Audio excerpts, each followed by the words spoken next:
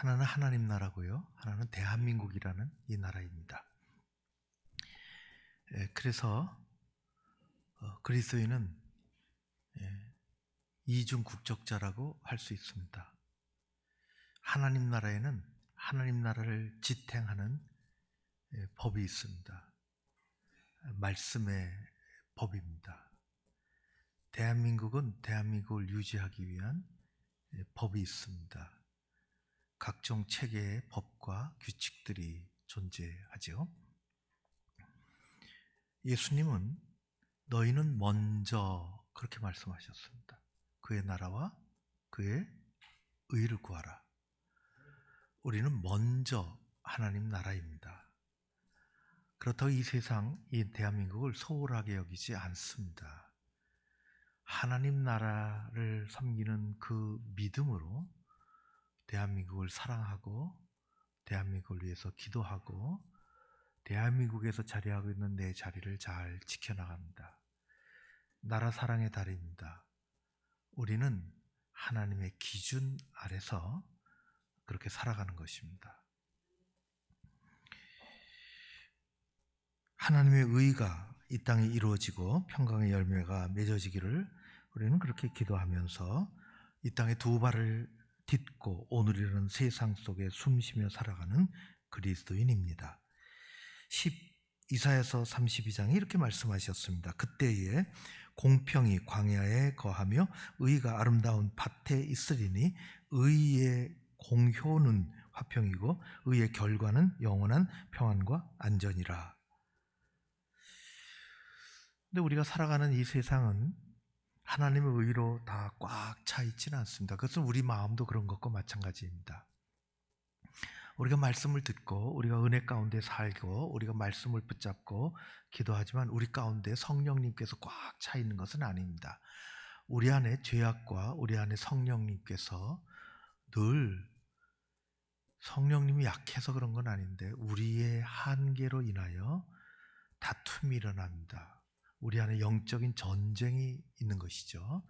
그것처럼 우리가 살아가는 이 세상도 마찬가지입니다. 하나님의 의가 채워지고 하나님의 말씀이 지배해야 하는 기본적인 삶이 있는데 그렇지 못한 세상 가운데 영적인 전쟁이 벌어집니다.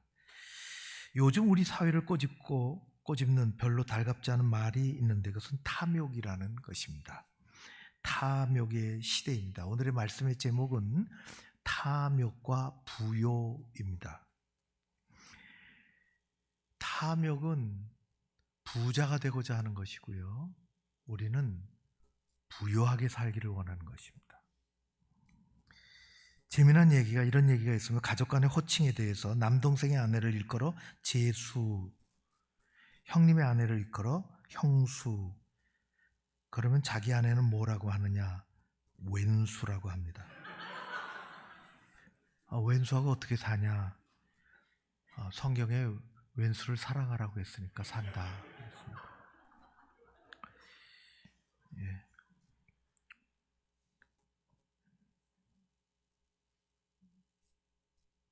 어디 아내만 왼수겠습니까? 아내들은 남편한테 무지를 적으로 여길지 모르겠습니다. 가만히 생각해 보면 왼수는 우리 안에 있습니다. 그래서 전통적으로 기독교 역사 속에서 중세 이전서부터 우리 신앙을 무너뜨리고 우리의 삶을 왜곡시키고 우리를 잘못된 길로 빠지게 하는 7가지 대죄, 대악이 있다고 했습니다. 7대죄라고 얘기합니다. 이런 것들이죠. 교만, 질투, 탐욕, 분노, 탐심, 음욕, 게으름, 탐욕이 있습니다. 대죄입니다. 오른 탐욕과 부요의 말씀인데요. 이런 탐욕의 시대에 하나님의 백성으로서 우리는 어떻게 살아야 할까? 너희는 먼저 하나님의 나라를 구하고 하나님의 의를 생각하고 그 먼저 해야 할 것이 뒤집히면 그것은 평안이 아니고 탐욕입니다. 그것을 오늘 말씀하고 있습니다. 어리석은 부자의 탐욕에 관한 이야기를 우리가 오늘 읽었습니다. 예수님께서 생생하게 말씀하셨습니다. 한 부자가 있었다. 그 밭에 풍년이 들었다. 옆에 다른 사람 밭도 있었는데 그 밭만 풍년 들었겠습니까? 풍년 들었습니다. 벌써 여러 해 동안 그렇게 됐다. 요즘 얘기를 하면 잘 됐다. 일이 다 잘 되고 돈도 좀 벌고. 그것이 잘못된 일일까요? 그렇지 않습니다. 그것이 잘못된 게 하나도 없습니다. 감사할 일이죠. 농사가 잘 됐는데 잘한 일입니다. 귀한 일입니다. 근데 문제는 그 다음입니다.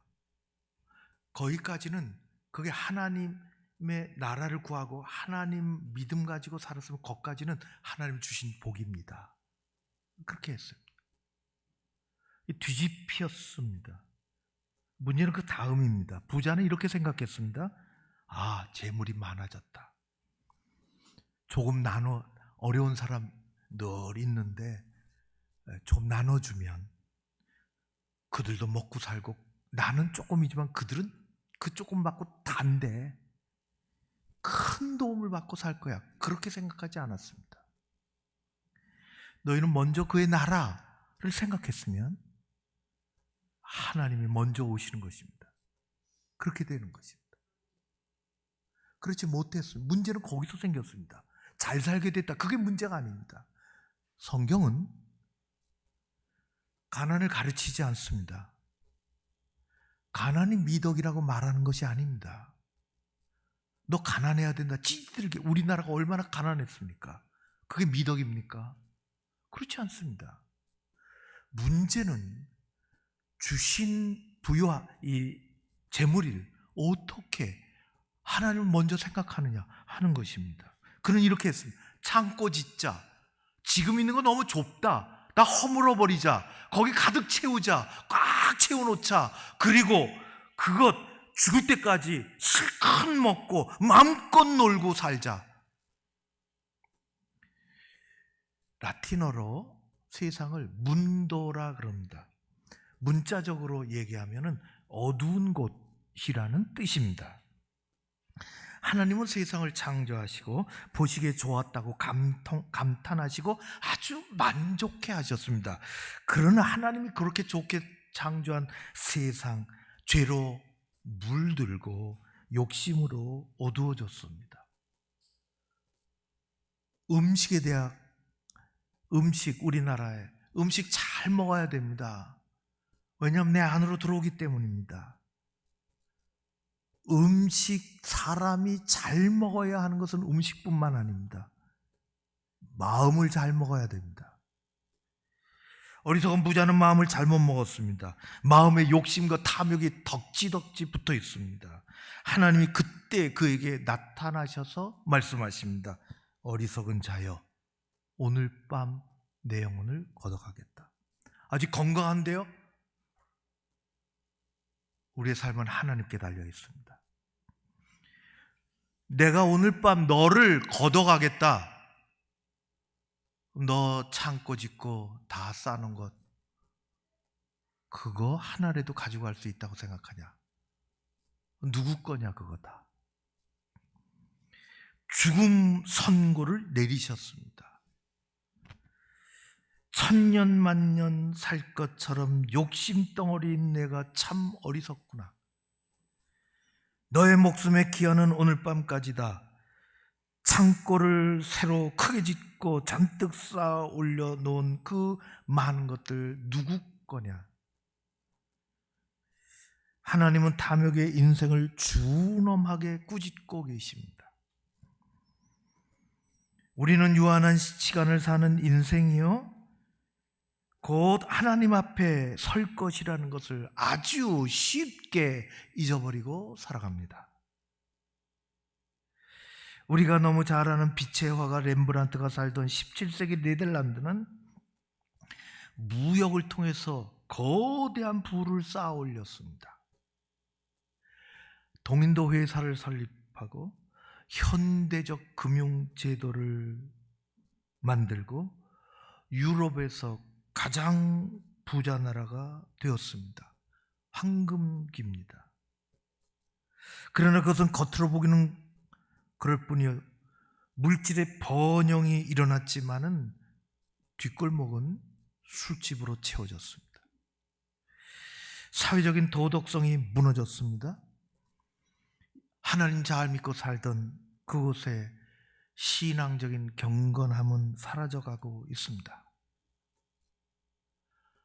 고즈음의 렘브란트가 살았습니다. 청년 렘브란트는 탐욕의 시대를 봤습니다. 그래서 성경을 읽고 그림을 그렸죠. 우리가 잘 아는 어리석은 부자의 그림입니다. 인간의 탐욕이 도대체 어떤 모습으로 나타나는지 적나라하게 그림을 그렸습니다.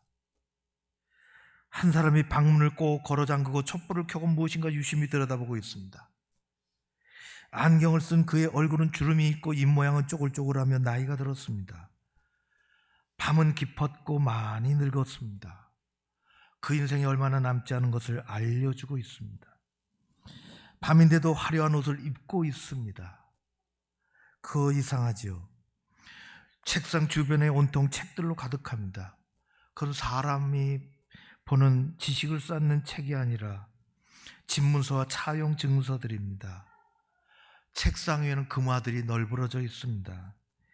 촛불을 켜들고 돈이 이 금화가 진짜인지 아닌지를 살펴보고 있습니다. 그 눈에는 눈은 돈에 집중하고 있습니다.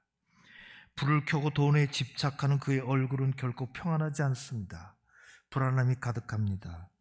어두운 뒤쪽에 벽장이 시커멓게 열려 있습니다. 다가올 그의 운명을 말해주고 있습니다.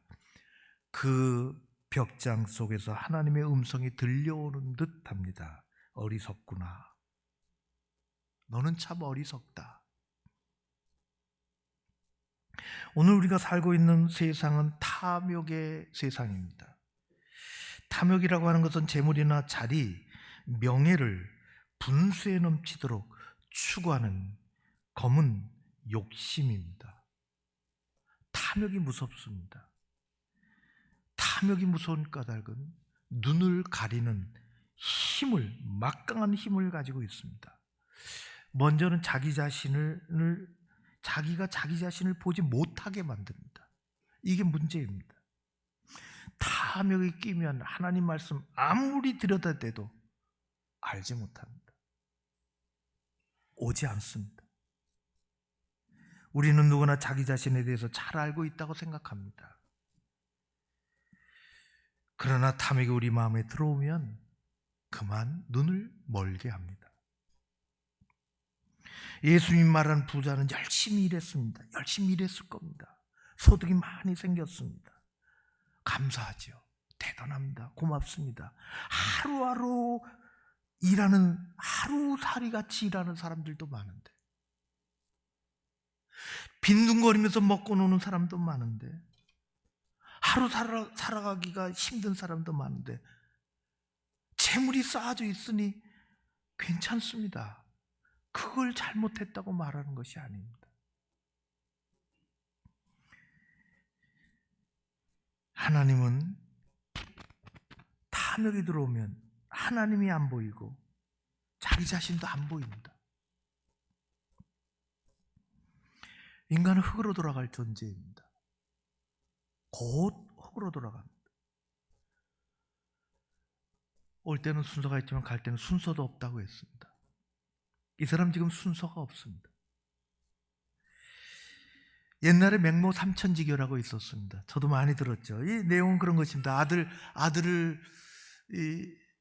현명한 지혜로운 어머니가 아들 잘 가르치려고 이사를 한다는 것이죠. 첫 번째, 어떻게 살다 보니까 장의사 있는 그곳에 장의사가 먼저 이사 왔는지 그곳으로 갔는지 알 길은 없지만은 장의사 옆에 사는데 아이가 노는 것을 보니까 맨날 장이 노름하고 울면서 그렇게 보는 게 그거니까 안 되겠다. 그래서 이사간 곳이 시장 아니에요? 시장에 갔어요. 시장 가니까 매 싸우고 힘들고 다투고 그 또 물건 사고 팔고 막 그런 것만 배우. 여기서 안 되겠다. 그래서 간 곳이 서당이라 그랬습니다. 계획적으로 이렇게 3번을 갔을 텐데 공부해야 되겠다. 공부를 가르쳐 맹자가 됐습니다. 근데 요즘은 맹모상천지교가 그런 것이 아닙니다. 장의사 옆에 간 것은, 이 지혜로운 어머니가 장의사 옆에 간 것은 아들에게, 어린 아들에게 인간은 유한한 거야. 언제가 죽는 게 인간이야. 인간은 죽는 존재야 라는 것을 깨닫고, 그게 먼저 깨달아야 돼요. 두 번째 시장 옆으로 간 것은, 저 시장 자주 갑니다. 백화점보다 시장이 훨씬 인간적입니다. 시장이 훨씬 좋습니다. 사람 냄새가 나요. 왜 백화점 가면 저보고 사장이라고 부르는지 모르겠어요. 힘들어요.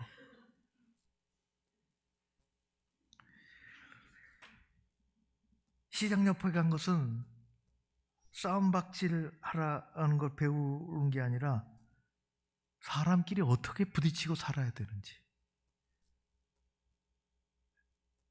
사람끼리 어떻게 더불어 살아야 되는지 그 인생 공부시키려고. 그리고 서당 옆으로 갔습니다. 그러니 다 배웠어요. 죽고 사는 것 다 인간에게 있고, 그리고 정말 사람과 더불어 바르게 살기 위해서는 배워야 된다. 잘 배워야 된다. 지혜롭습니다. 인간은 흙으로 돌아가는 존재입니다. 하나님께서는 우리가 흙으로 왔다가 흙으로 돌아가는 유한한 존재이지만, 우리 인생에 사는 목적은 단순히 먹고 잘 사는 것을 추구하고자 하는 그런 경제적인 동물이 아님을 가르쳐 주십니다. 그걸 배워야 하는 거죠. 탐욕이 우리 삶 가운데 들어오면 우리는 자기 자신을 잃어버리고 추하게 되어집니다. 성경은 돈을 사랑하는 것이 일만하게 뿌리라고 말씀하고 있습니다. 제가 얘기한 것이 아닙니다. 돈이 악이다 그렇게 말하지 않습니다. 돈을 사랑하는 것이 악입니다. 돈은 사랑하는 것이 아니라 사용하는 것입니다. 돈을 사랑하면 돈이 내 주인이 됩니다. 돈이 주인이 되면 우리는 돈의 노예가 됩니다. 인생의 불행과 인간의 불행과 비극이 찾아오는 거죠. 돈을 사랑하지 말고 돈을 바르게 사용하고 예수님 말씀하신 것처럼 먼저 하나님을 구하고, 예수님 말씀하신 것처럼 사람이 떡으로만 사는 것이 아니라 하나님의 말씀으로 사는 것임을 알고 살아가는 것입니다. 두 번째로, 탐욕은 다른 사람을 보지 못하게 만듭니다. 본문을 잘 읽어보십시오. 어리석은 부자는 말끝마다 나 얘기합니다.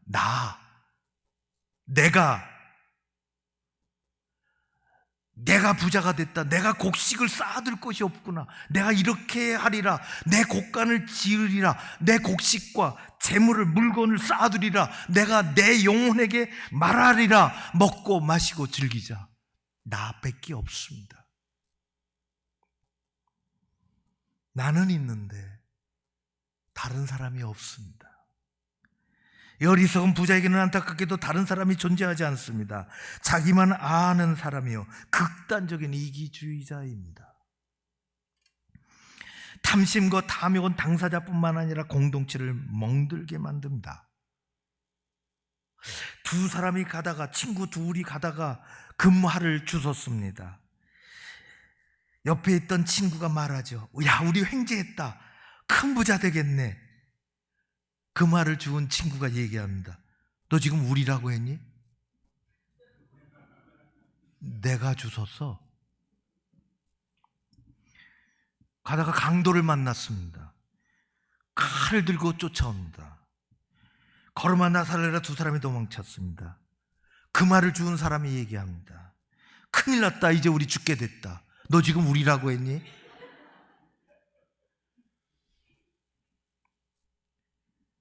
죽은 사람은 너야.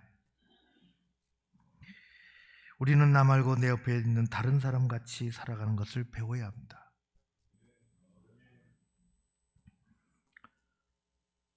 누가 얘기했어요? 천국에 스푼이 요만해. 애기들은 더 작아야 되고, 애들 우리같이 큰 거 주면 못 하잖아요. 천국에는 스푼이요 어마어마하게 1m도 넘는데요. 지옥에 가니까 지옥에도 1m가 넘는데요. 그렇게 말한 사람들. 지옥에 가니까 지 1m가 넘는 스푼으로 지 퍼먹으려고 말이지, 그 정신이 없고 그걸로 남치고, 천국에 가니까 1m 넘는 나물 먹여주려고.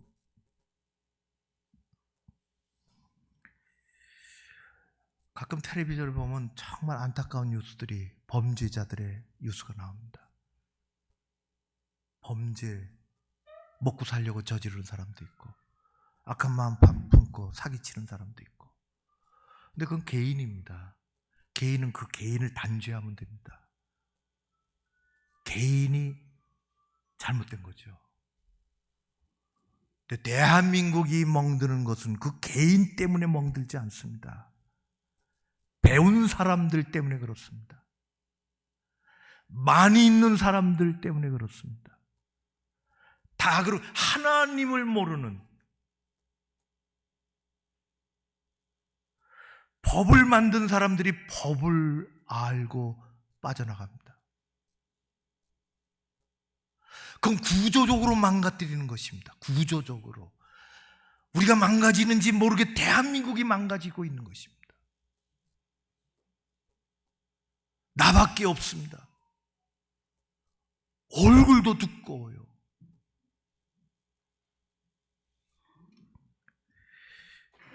탐욕은 내 옆에 있는 다른 사람을 보지 못하게 만드는 것입니다. 가장 큰 문제는 하나님을 보지 못하게 만듭니다. 어리석은 부자는 저 높은 곳에 하나님이 계신 것을 알지 못합니다. 그는 재물에 눈이 어둡고 탐욕이 가득해서 하나님을 멀리하고 하나님을 무시하는 사람을 살았습니다. 이 어리석은 사람이 착각한 것은 모든 것이 다 자기 것인 줄 알았습니다. 그때 하나님께서 그의 어리석음과 탐욕의 그 뿌리 그를 잡으신 것이죠. 오늘 내가 내 영혼을 찾아가리라. 오늘이 너 마지막이다. 이 모든 것이 다 누구의 것이 되겠느냐? 세상에서 만나는 가장 큰 우상은 재물입니다. 이걸 뛰어넘지 못합니다. 하나님을 먼저 생각하지 않으면 재물 때문에 신앙을 다 뒤로 하는 사람들이 생깁니다. 욕심을 이루기 위해서 하나님을 떠나는 사람들이 생깁니다. 세상이 그렇습니다. 어리석은 부자에게는 탐욕 때문에 눈이 어두워서 하나님보다 재물이 훨씬 크게 느껴졌습니다.